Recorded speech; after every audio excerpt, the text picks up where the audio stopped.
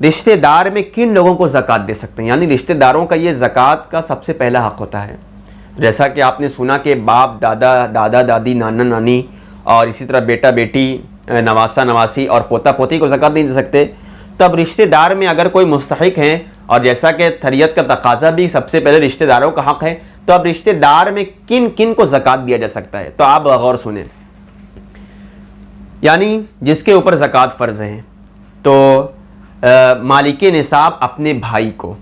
यानी मेरे ऊपर ज़कात फ़र्ज़ है तो मैं अपने भाई को और अपनी बहन को ज़कात दे सकता हूँ। यानी रिश्तेदार में ये सवाल है कि रिश्तेदार में किस किस को ज़कात दिया जा सकता है, तो अगर मेरे ऊपर ज़कात फ़र्ज़ है तो मैं अपने भाई को अपनी बहन को ज़कात दे सकता हूँ। आगे मज़ीद इरशाद फरमाते हैं कि चाहे वो सगा भाई हो या चचेरा भाई हो या आलती या खियाफ़ी भाई हो, यानी किसी और माँ से हो, तो इन लोगों को अपने भाई बहन को ज़कात देना जायज़ है, दे सकते हैं। और अपनी बहू को, दामाद को, यानी बहू को भी ज़कात, जो ज़कात देने वाला है मालिक निसाब, वो मालिक अपनी बहू को और अपनी दामाद को, बेटी को तो नहीं दे सकता, अपनी बहू को और अपने दामाद को ज़कात दे सकता है, अपनी भतीजी को ज़कात दे सकता है, भांजी को ज़कात दे सकता है,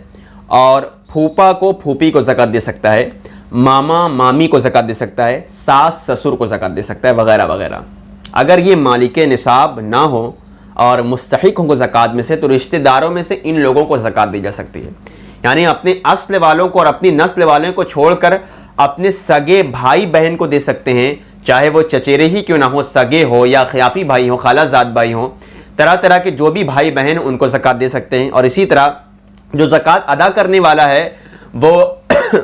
अपनी भांजी को, अपनी भतीजी को, अपनी बहू को, अपने दामाद को, अपने सास ससुर को, और इसी तरह खाला खालों को, फूफा फूफी को, इन लोगों को ज़कात दे सकते हैं। और रिश्तेदारों का सबसे पहला भी हक़ है, तो आप तलाश करें कि किन लोगों ऐसे मुस्तहिक हैं, तो उन लोगों को आप ज़कात दे सकते हैं।